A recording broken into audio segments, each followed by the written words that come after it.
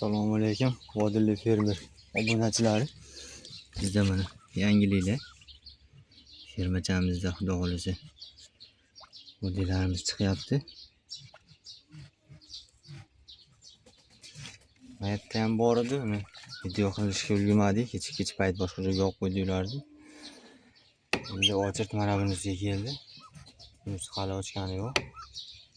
Xudo xolasa bu ham 2 kunda ochib oladi. Sonda 20 ta tuxum bor edi. Bitta tuxumi qolibdi. Qolganini to'liq ochib xudo xolasa. Inshaalloh katta qilsa bularni barakasini bersin. Maytlardan ko'rsataman, qatga olib tashlaganini.